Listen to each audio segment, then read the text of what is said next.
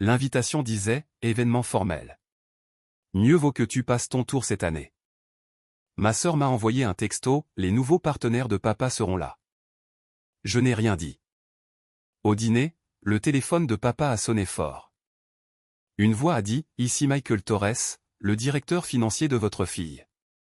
Elle retire son financement de 240 millions de dollars pour votre expansion. Le visage de papa est devenu pâle, parce que... Salut tout le monde, c'est Elisabeth. The Last Log vous propose des histoires, qui vous laisseront sans voix. Si vous êtes là pour ça, abonnez-vous, et c'est parti. L'invitation est arrivée un mardi après-midi, au début du mois de décembre. Un papier cartonné de couleur crème, avec des lettres dorées en relief. Le dîner de fin d'année annuel de papa. Le même événement qu'il organisait depuis 23 ans, au Riverside Country Club. Je l'ai ouverte à mon bureau, entre deux conférences téléphoniques. La formulation formelle était tout à fait classique. Tenue de soirée. 19h, RSVP avant le 10 décembre. Puis, j'ai vu la note manuscrite, tout en bas. Catherine, vu les circonstances, il vaut peut-être mieux que tu passes ton tour, cette année. Papa. J'ai posé l'invitation, et je l'ai fixée, pendant une bonne minute. Mon assistante a frappé à la porte.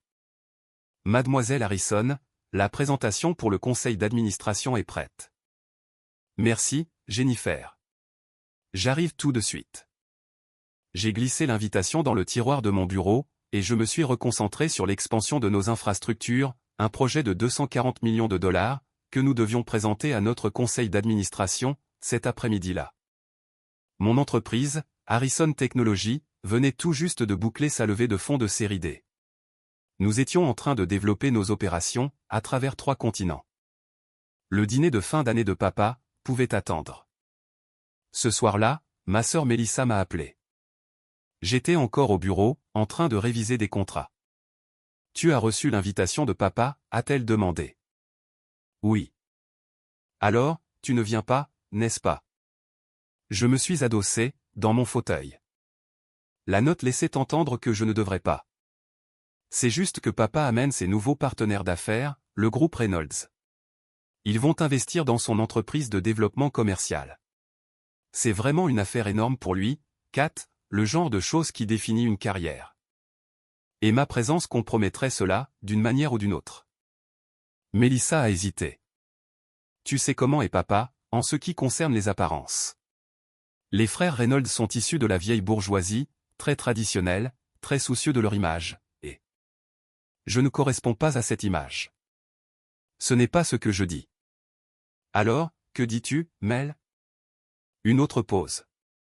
Tu travailles toujours dans cet emploi administratif, n'est-ce pas? Dans cette start-up technologique. J'ai failli rire. Failli. Depuis 3 ans, je disais à ma famille que je travaillais aux opérations, dans une entreprise technologique. Ce qui était techniquement vrai. Je dirigeais l'intégralité de l'entreprise, en tant que fondatrice et PDG, mais ils n'avaient jamais demandé de détails. Ils n'avaient jamais montré le moindre intérêt, pour ce que je faisais réellement. Ils avaient décidé, depuis longtemps, que j'étais la ratée de la famille. La fille qui avait abandonné l'entreprise de son père, pour se trouver elle-même.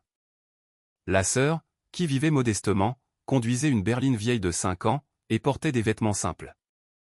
Ils n'avaient aucune idée, que la valorisation de mon entreprise, venait d'atteindre les 2,8 milliards de dollars.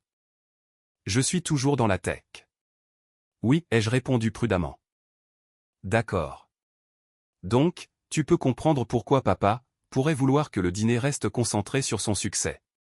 Les frères Reynolds pèsent dans les 400 millions de dollars. Ils ne vont pas être impressionnés par quelqu'un qui occupe un poste de débutant. Un poste de débutant. C'était donc ce qu'ils pensaient. Je comprends, ai-je dit, dis à papa que je ne viendrai pas. Vraiment? Tu n'es pas contrarié? Pourquoi serais-je contrarié, Mélissa? Je ne sais pas. Tu as l'air différente, ces derniers temps. Plus confiante, ou quelque chose comme ça. J'ai souri. Je vais très bien. Profitez bien du dîner.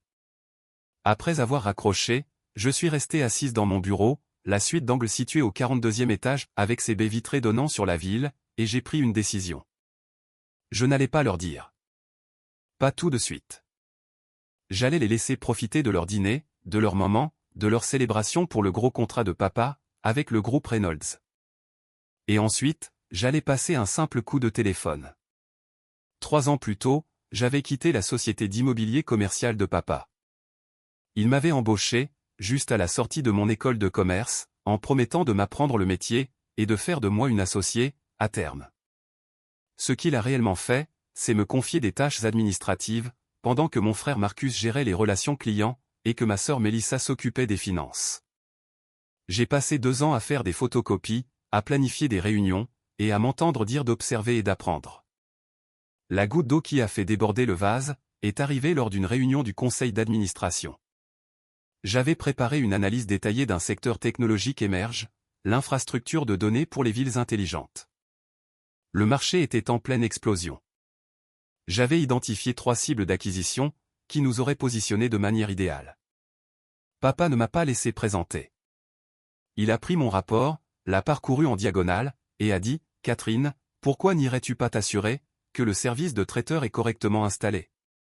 J'ai pris ma décision concernant le traiteur, ce jour-là. J'ai décidé de partir. Mon frère Marcus a ri, lorsque j'ai remis ma démission. « Tu pars te trouver toi-même. » Du grand Catherine. Papa a signé les papiers, sans même lever les yeux. « Quand tu seras prête à être sérieuse dans les affaires, nous en reparlerons. » J'ai pris mes 50 000 $ d'économie, j'ai loué un petit bureau, et j'ai commencé à construire. La première année a été brutale. Je faisais des journées de 18 heures, en apprenant à coder par moi-même, en démarchant des clients potentiels par téléphone, et en me nourrissant de nouilles instantanées et de café. Ma famille prenait de mes nouvelles de temps en temps, toujours avec ce même ton de pitié. « Tu fais toujours ton truc de start-up ?» demandait Mélissa. « Des perspectives de vrai travail, sondait Marcus. Quand tu seras prête à revenir à la réalité, fais-le-moi savoir, me proposait papa. Je souriais, et je ne disais rien. La deuxième année, j'ai décroché mon premier gros contrat. Une ville de taille moyenne avait besoin de systèmes de surveillance pour ses infrastructures. 3,2 millions de $. J'ai embauché une équipe de 5 personnes. Nous avons livré avec 6 semaines d'avance, et en dessous du budget prévu. La directrice technique de la ville a appelé ses contacts. Soudainement, j'avais 3 autres villes intéressées. La troisième année, j'ai réalisé une levée de fonds, 12 millions de $ auprès d'une société de capital risque, spécialisée dans les technologies d'infrastructure. J'ai embauché 20 personnes supplémentaires, et ouvert des bureaux dans 2 autres villes. Ma famille ne m'a jamais posé de questions à ce sujet. Ils avaient décidé que je galérais, et rien de ce que je disais ne venait contredire cette version de l'histoire. Je vivais toujours dans mon modeste appartement, je conduisais toujours ma vieille voiture, et je portais toujours des vêtements simples, lors des dîners de famille. « Comment se passe la recherche d'emploi ?» demandait maman. « Je travaille », je répondais. « Eh bien, quand tu trouveras quelque chose de stable, ton père aura peut-être un poste pour toi. » Je hochais la tête, et je changeais de sujet. Aujourd'hui, 3 ans plus tard, Harrison Technologies employait 340 personnes, à travers 7 pays. Nos revenus, au trimestre dernier, s'élevaient à 89 millions de $. Notre levée de fonds de série D venait de se clôturer, à hauteur de 240 millions de $, menée par l'une des sociétés de capital risque, les plus prestigieuses au monde. Et 6 mois plus tôt, j'avais pris une décision d'investissement stratégique. L'entreprise de développement commercial de papa était en pleine expansion. Il en avait parlé lors des dîners de famille, un projet majeur de complexe commercial et de bureaux, représentant un investissement total de 180 millions de $. Il courtisait les investisseurs, depuis des mois. L'un de ces investisseurs était un fonds de capital investissement, appelé Sterling Capital Partners. Ce que papa ignorait, c'est que j'avais discrètement acquis une participation majoritaire dans Sterling Capital Partners, 3 mois plus tôt, ce qui signifiait que 95 millions de $, du financement du projet de papa. L'investissement de base, celui qui rendait toute l'opération possible, venait de moi.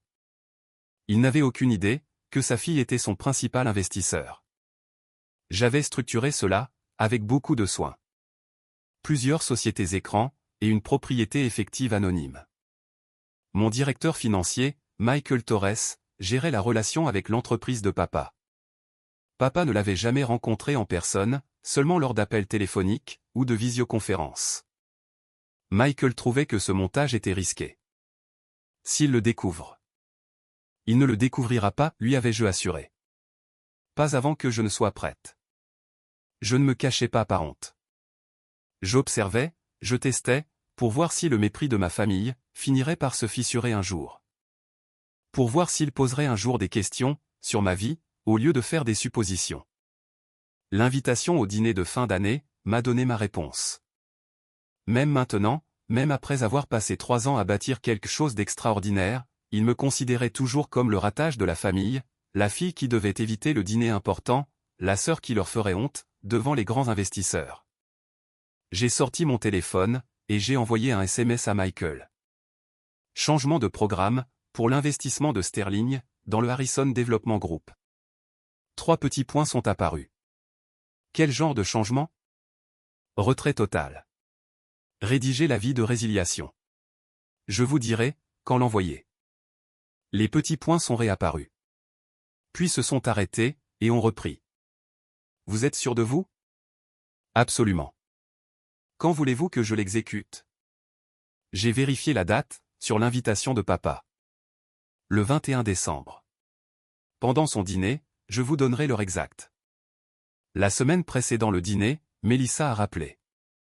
Salut. Dis, papa voulait que je te demande quelque chose. J'étais dans mon bureau, en train d'examiner les projections trimestrielles. Quoi donc? Pourrais-tu éviter de poster sur les réseaux sociaux, pendant le dîner? Il craint que tu puisses, je ne sais pas, partager quelque chose qui ne correspond pas à l'ambiance qu'il recherche. J'ai posé mon stylo. Mélissa, je ne participe pas à ce dîner. Je sais, mais tu pourrais quand même poster quelque chose, non? Par exemple, sur ce que tu vas faire ce soir-là. Papa veut juste que tout ait l'air vraiment impeccable. De quoi exactement papa s'inquiète-t-il, que je poste? Tu sais, des trucs sur ton style de vie. Mon style de vie, mon modeste appartement, ma vie simple, cette vie qui, selon eux, représentait l'échec. Dis à papa que je ne posterai rien, ai-je répondu. Merci. Tu es vraiment cool, avec tout ça.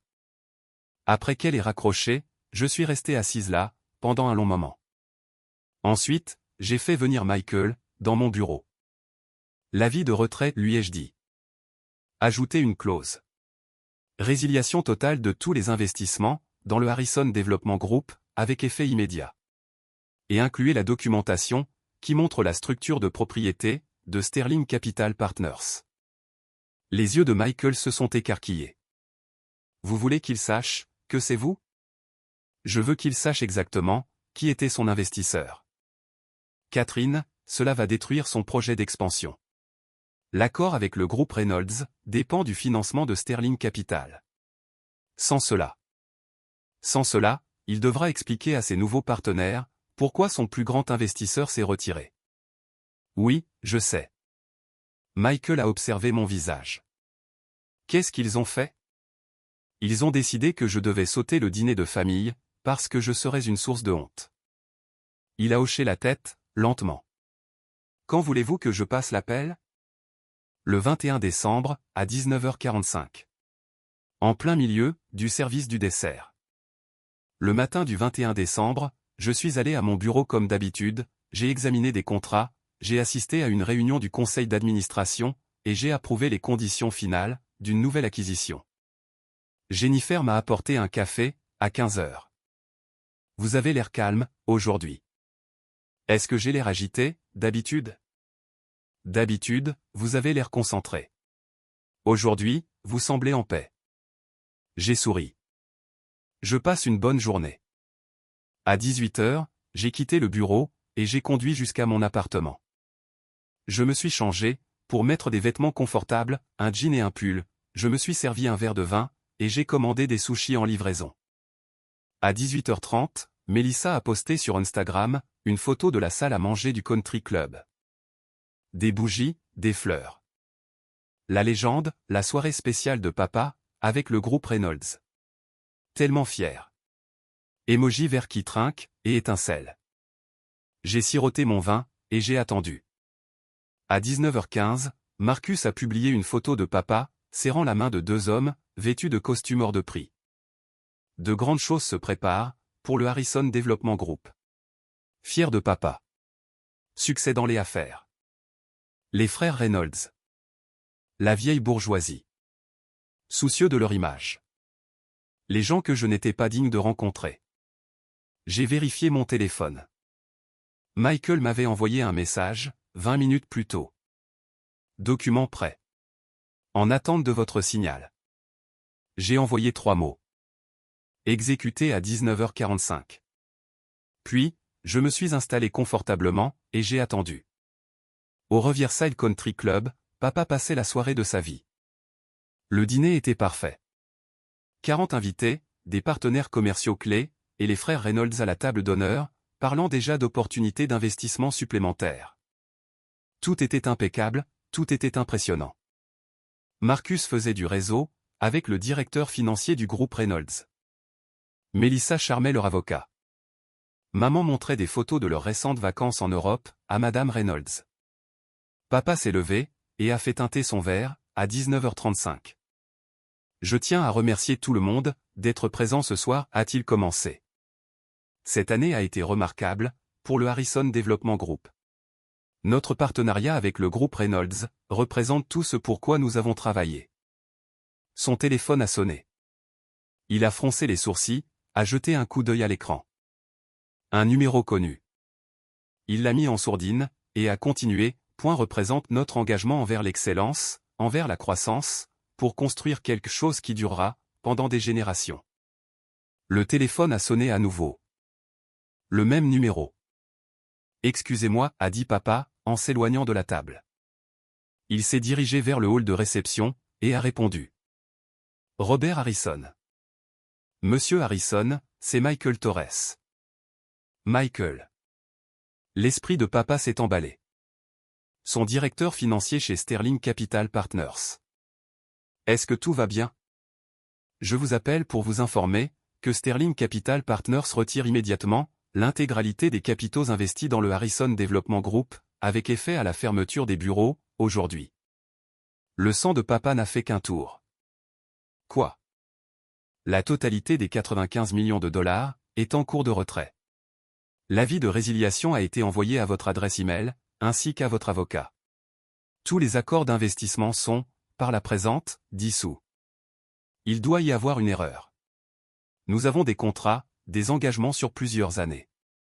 Les contrats incluent une clause, permettant le retrait, en cas de changement de propriété, dans la structure du fonds. Cette clause a été déclenchée. Quel changement de propriété? Michael, nous sommes partenaires depuis 6 mois. De quoi parlez-vous? Sterling Capital Partners a fait l'objet d'une acquisition majoritaire, il y a 3 mois. Le nouvel actionnaire majoritaire a décidé de réorienter le capital d'investissement vers d'autres opportunités. La main de papa tremblait. Qui a acquis Sterling? La structure de la propriété effective est détaillée dans les documents de résiliation. Je pense que vous la trouverez très instructive. Michael, vous ne pouvez pas faire ça.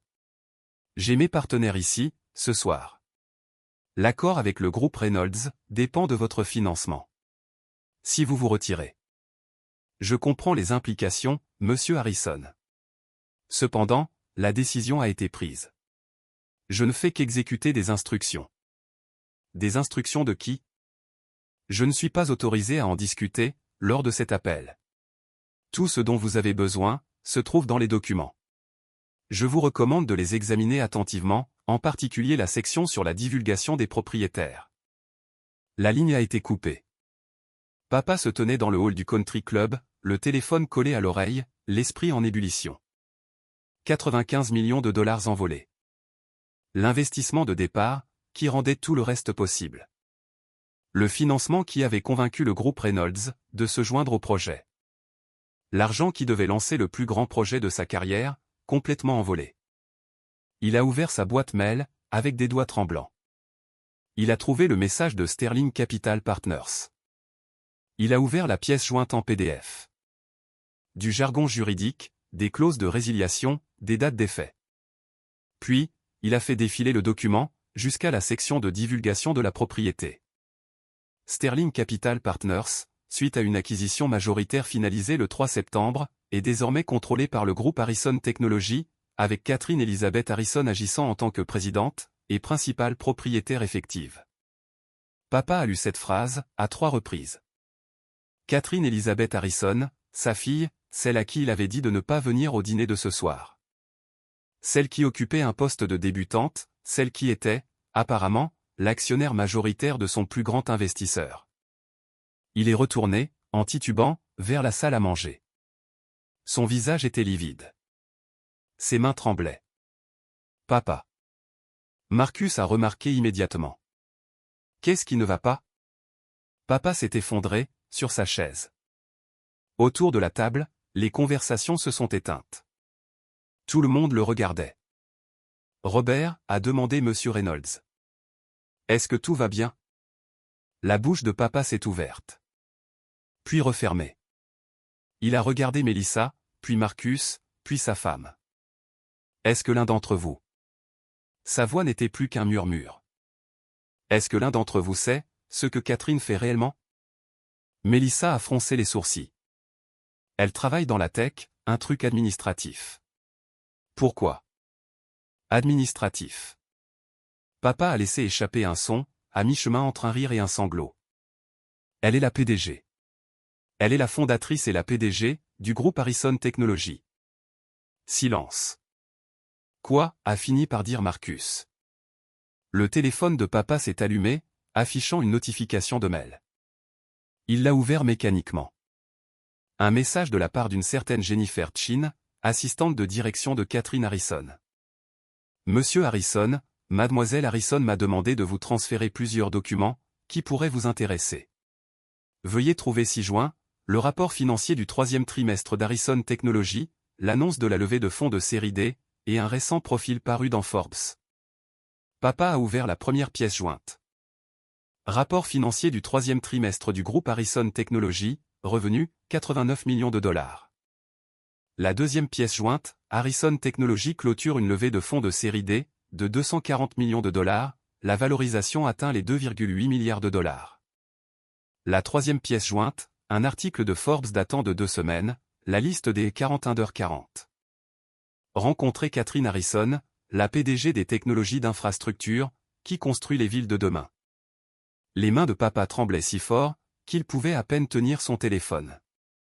Qui a-t-il? A demandé doucement Madame Reynolds. Papa a levé les yeux. Toute la table le regardait. Ma fille, a-t-il dit lentement, est milliardaire. Elle a bâti une entreprise, de 2,8 milliards de dollars, et je lui ai dit de ne pas venir dîner ce soir, parce que j'avais honte d'elle. Les mots sont restés suspendus en l'air. Mélissa a attrapé le téléphone de papa, et a fixé l'article de Forbes, avec la photo de Catherine dans un bureau d'angle, confiante et professionnelle. Ça ne peut pas être vrai, a-t-elle murmuré. Marcus a pris le téléphone ensuite. Lisez le rapport financier. Son visage est devenu livide. Le retrait de Sterling Capital, a-t-il dit lentement. C'était elle. Papa a hoché la tête, complètement abasourdi. Elle a retiré 95 millions de dollars de notre projet. Elle a retiré 95 millions de dollars. Apparemment, elle est notre investisseuse depuis 6 mois. Nous ne l'avons jamais su. Monsieur Reynolds s'est éclairci la gorge. Je suis désolé, Robert, mais je ne suis pas sûr de comprendre. Votre fille a financé votre projet d'expansion, de manière anonyme, via une structure de société écran. Elle possède le fonds de capital investissement, qui est notre partenaire depuis le mois de juin. Et vous ne le saviez pas? Je croyais qu'elle occupait un poste de débutante. Le silence était insoutenable. Madame Reynolds a parlé prudemment. Harrison Technologies. Chez Harrison, l'entreprise de ma fille, ils utilisent leur système de surveillance des infrastructures. Nous avons une présentation avec eux au trimestre prochain, pour notre initiative de ville intelligente. Papa a fermé les yeux. Monsieur Reynolds a vérifié son téléphone. Robert, je vais devoir passer quelques appels. Si votre principal investisseur s'est retiré. Je comprends. La voix de papa sonnait creux. Nous allons devoir réévaluer notre implication, sans ce financement de base. Je comprends, a répété papa. Les frères Reynolds se sont levés poliment, ont présenté leurs excuses, et ont quitté la table. En quelques minutes, la moitié des invités avaient trouvé une raison de partir plus tôt. Papa est resté assis seul, à la table d'honneur, son téléphone inondé de messages de son avocat, de son comptable, de ses partenaires, tous posant les mêmes questions. Marcus s'est assis en face de lui. « Papa, comment est-ce possible que nous ne l'ayons pas su ?» Elle n'a jamais rien dit. Elle a bien dû dire quelque chose. On ne bâtit pas une entreprise d'1 milliard de dollars, en secret. Elle nous a dit qu'elle travaillait aux opérations, dans une entreprise technologique. Nous avons décidé que cela signifiait un poste de débutant. Nous n'avons jamais demandé de détails. Mélissa pleurait. Je lui ai dit qu'elle te ferait honte. J'ai dit qu'elle n'était pas assez impressionnante, pour les frères Reynolds. Maman a pris la parole, pour la première fois. Quand a-t-elle construit tout ça? Quand est-ce que tout cela s'est passé? L'entreprise a 3 ans, a dit Marcus, en fixant l'article de Forbes. Elle a quitté l'entreprise de papa, il y a 3 ans. Nous pensions qu'elle avait du mal à s'en sortir. Nous avons décidé qu'elle avait du mal à s'en sortir, a corrigé doucement papa. Elle n'a jamais vraiment dit ça. Son téléphone a sonné. C'était de nouveau Jennifer Chin. Papa a répondu. Bonjour, monsieur Harrison. J'ai mademoiselle Harrison en ligne. Elle aimerait vous parler. Un clic. Puis la voix de Catherine. Calme. Professionnel. Salut, papa. La gorge de papa s'est serrée. Catherine, Je n'appelle pas pour discuter du retrait de l'investissement. C'est une décision d'affaires. Michael gérera toutes les questions, par les voies appropriées. Alors, pourquoi appelles-tu? Parce que je voulais que tu saches quelque chose. Pendant 3 ans, tu as supposé que j'étais une ratée. Tu m'as traité comme si j'étais perdu, en difficulté, incapable de comprendre ton monde. Ce soir, tu m'as dit de ne pas venir à ton dîner, parce que je te ferais honte. Papa n'arrivait pas à parler. Mais j'ai tout observé, depuis le début. J'ai réussi, incroyablement bien réussi, et je ne te l'ai jamais dit, parce que je voulais voir, si tu allais un jour poser la question, si tu allais un jour montrer un réel intérêt pour ma vie, au lieu de décider, de ce qu'était ma vie. Catherine, je suis tellement désolé. Je ne cherche pas d'excuses, en ce moment. Je t'explique simplement pourquoi, j'ai pris la décision d'affaires que j'ai prise. Tu ne peux pas traiter les gens comme s'ils ne valaient rien, et t'attendre à ce qu'ils continuent d'investir dans ton succès. Que puis-je faire? La voix de papa s'est brisée. Dis-moi ce que je peux faire, là, tout de suite. Rien. J'ai besoin de temps. Tu dois régler ta situation professionnelle, et peut-être réfléchir aux raisons qui t'ont poussé à faire ces suppositions sur moi. Je t'aime. Tu le sais, n'est-ce pas? Une longue pause. Je sais que tu penses m'aimer, mais l'amour pose des questions, papa. L'amour prête attention aux autres. J'étais en train de bâtir quelque chose d'extraordinaire, et tu ne l'as même jamais remarqué. La ligne a été coupée. Papa est resté assis à la table d'honneur, désormais vide. Son dîner de fin d'année en ruine. Son contrat d'affaires en train de s'effondrer, tout en fixant la photo de sa fille, sur l'article de Forbes. La fille à qui il avait dit de ne pas venir. La fille qui finançait discrètement ses rêves, pendant que lui, balayait les siens d'un revers de la main. Marcus a posé une main, sur son épaule. Qu'est-ce qu'on fait? Papa n'a pas répondu, car, pour la première fois de sa vie, il n'en avait sincèrement aucune idée. Le lendemain matin, l'avocat de papa a appelé à 6 heures. Robert, nous devons parler de la situation, avec Sterling Capital. Papa était déjà réveillé. Il n'avait pas dormi de la nuit. Allez-y. Sans ces 95 millions de dollars, tout le calendrier du projet est compromis. Le groupe Reynolds nous a notifié qu'ils réévaluent leur engagement. 3 de vos autres investisseurs demandent des réunions. Je sais. Nous devons trouver des capitaux de remplacement, immédiatement. Si vous pouviez contacter Sterling, pour leur expliquer la situation. Le propriétaire majoritaire de Sterling est ma fille. Silence au bout du fil. Votre. Catherine? Oui. Celle qui, selon vous, travaillait dans. J'avais tort. Complètement tort. Un nouveau silence. Je vais avoir besoin d'un peu de temps pour digérer ça. Vous n'êtes pas le seul. À midi, Marcus avait compilé un rapport complet sur Harrison Technologies. Projection de revenus, trajectoire de croissance, liste de clients, effectifs. Il l'a apporté dans le bureau de papa. Elle a 340 employés, des bureaux dans 7 pays. Sa liste de clients comprend 12 entreprises du classement Fortune 500 et 43 gouvernements municipaux. Papa a fixé les chiffres. Papa, elle a mieux réussi que toi. Je sais. En 3 ans, elle a construit plus de choses en 3 ans que tu ne l'as fait en 25 ans. Je sais, Marcus. Et nous l'avons traitée comme si elle était un échec. Papa a fermé les yeux. Je sais. Ce soir-là, Mélissa a essayé d'appeler Catherine. L'appel est tombé sur la messagerie vocale. Elle a essayé d'envoyer un SMS. Aucune réponse. Elle a essayé d'envoyer un email. Réponse automatique, Catherine Harrison est actuellement indisponible. Pour toute demande commerciale, veuillez contacter Jennifer Chin.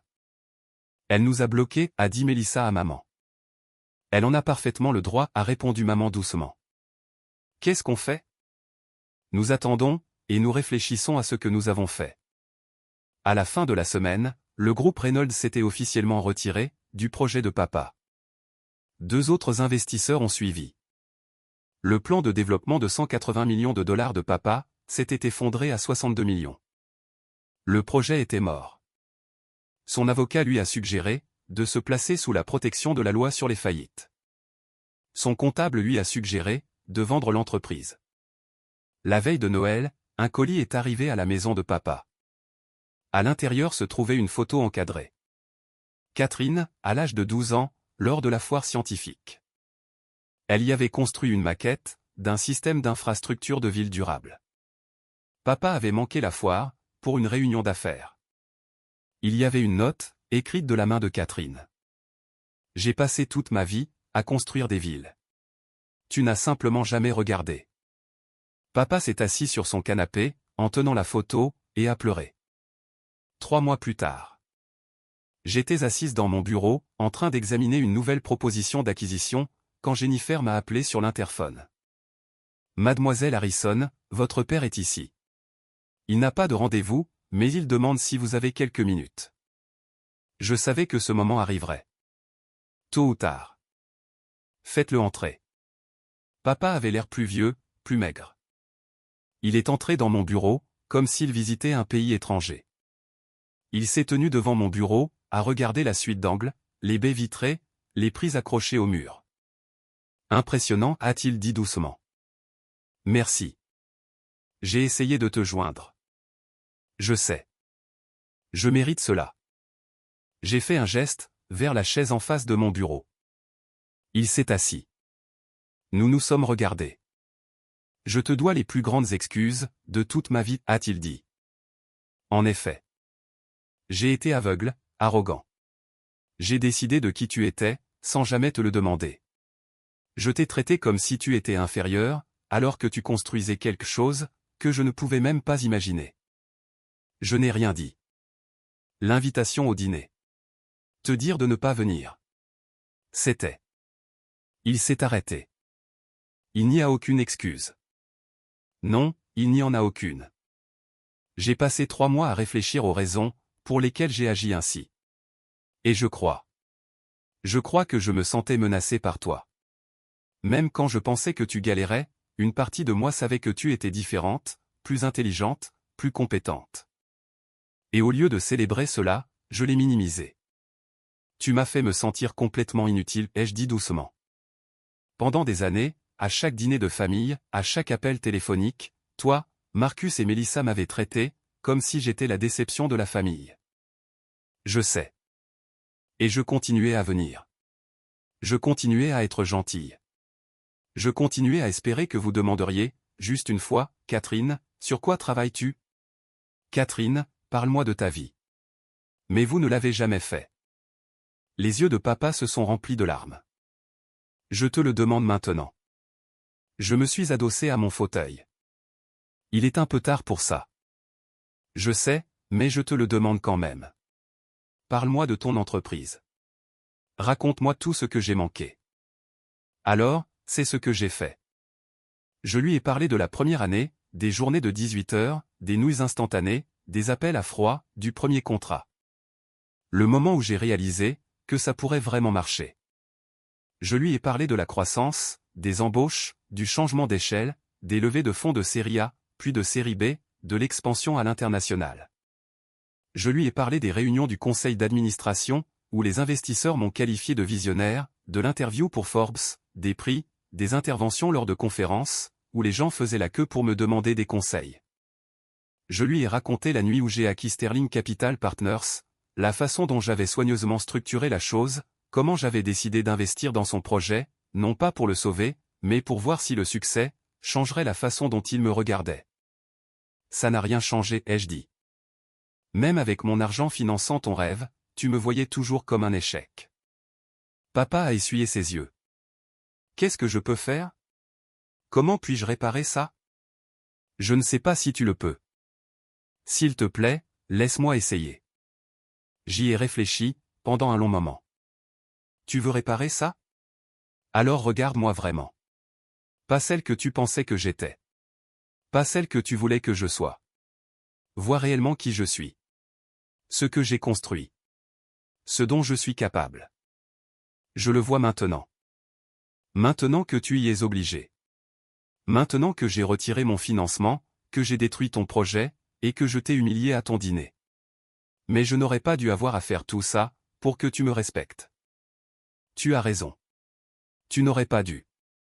Je me suis levé, j'ai marché vers la fenêtre, et j'ai regardé la ville. J'ai une réunion du conseil d'administration, dans 20 minutes, ai-je dit. Papa s'est levé. Bien sûr. Merci de m'avoir reçu. Il a marché jusqu'à la porte, puis a fait une pause. Catherine? Oui. Es-tu heureuse de ce que tu as construit? Je me suis tourné, et je l'ai regardé. Je l'ai vraiment regardé. Je suis fier de ce que j'ai construit. Chaque jour, je regarde mon équipe, mes clients, mon entreprise, et je suis fier. C'est quelque chose que je n'ai jamais ressenti, dans ton entreprise. Il a hoché la tête. Tu mérites de ressentir cela. Tu méritais des parents, qui te fassent ressentir cela. Oui, en effet.